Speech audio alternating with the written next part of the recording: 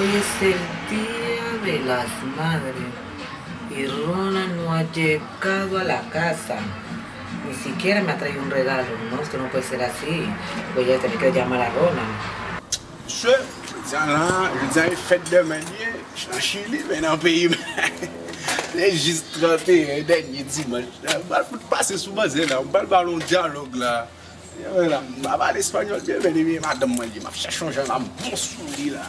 Ah, il y a un amour rentré. Il faut me gagner un dialogue pour m'entrer avec là. Vous voyez? Il faut me gagner un dialogue pour m'entrer là. Bah, il y aurait ça. Vous voyez? Dialogue, pas bon sourire quand même. Je dis, fête de manière, il faut me passer comme bon coup. Mais il est fou. Oh, il est fou. Moi, c'est que dans le là, hein? C'est marrant qu'il doit aller dans la puta. Allô, mi amor. ¿Qué pasa? Aló. Ronald, ¿tú dónde estás? ¿Estoy en la calle? Ah, no. Vengo aquí a la casa. ¿Por qué no me has traído mi regalo? Mira que hoy es el Día de la Madre. ¿Ah? No, venga a salirme con... ¿Qué? ¿Que en Haití qué? No estamos en Haití, Ron, estamos en Chile. ¿Qué te pasa? Hoy es 10 de mayo, mira la fecha, fue el 31 de diciembre. 10 de mayo, si tú no vienes acá y no me traes el regalo, hasta aquí se corta esta relación, se acabó esta vaina. No, esta pendejada se acabó. Chao. Amor, ¿viste? Apagaste. Voy a apagar la même. Mas é culpa papel là.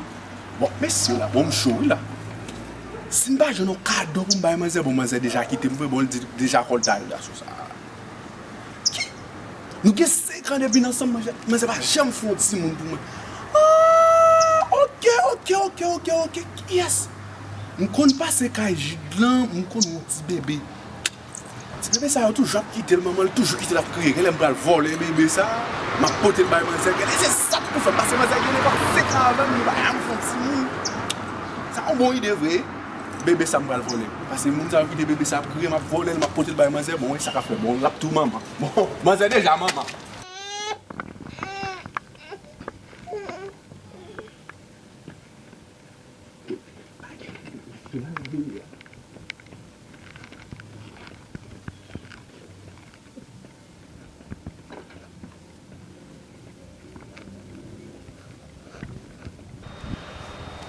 Oh meninito.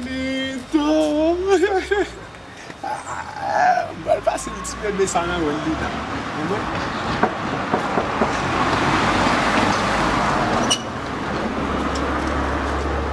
Hola mi amorcita. Hola mi amor. ¿Cómo estás?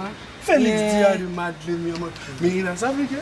Desde mañana me fui a buscar pega, a buscar dinero para regalar algo, no encontrar, pero en la calle encontrar este bebé, un guagua, pero yo como este guagua es un regalo que quiero pasar para usted, ¿sabe? ¿Y que la tengo madre de este niño? 5 años.